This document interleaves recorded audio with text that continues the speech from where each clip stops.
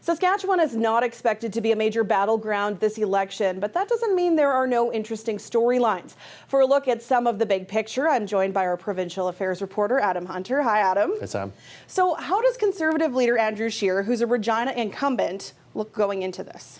Well, he looks good because going into the election today, the Conservatives hold 10 seats of the 14 in Saskatchewan. That's a pretty healthy position. It was actually down from what they've held previously. They've been up as high as 13. Now, one thing that you need to know about Andrew Scheer is he was born and raised in Ottawa. He's not necessarily, a Regina guy, but he does represent Regina, and his party has tons of support on the prairies. We'll see in Alberta and Saskatchewan. Now, I spoke with political science professor at the U of R, Jim Farney, a little bit about Andrew Scheer and what his run and his position as Conservative leader means for Saskatchewan. I think it'll be interesting in terms of in a sense, watching a vision of Saskatchewan mirrored back to ourselves on the national stage. It's unusual to have that as a smaller province. And I think Scheer, is pretty close to the mainstream of Saskatchewan politics, a little right of center, but pretty close to the mainstream. As we're seeing as we get closer to the campaign, not mainstream in terms of Canadian politics on a lot of issues. And we're going to kind of watch an image of ourselves get roughed up a little bit.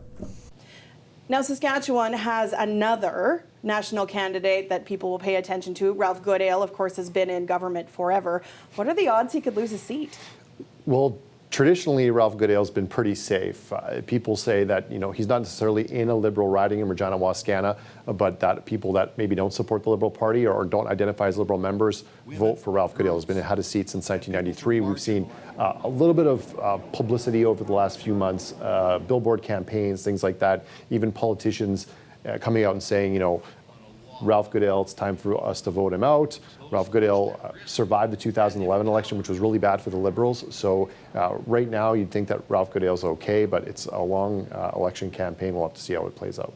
Now, we don't have time to get into all of the candidates or all of the issues, but what are some of the bigger storylines people should be watching? Well, in Saskatchewan, as I said, the Conservatives go into this holding 10 seats. There's two NDP seats, and one Liberal, Ralph Goodale, and then that independent seat, which is Aaron Weir's former seat in regina-lewvan. That was a super tight race last time, about 132 votes.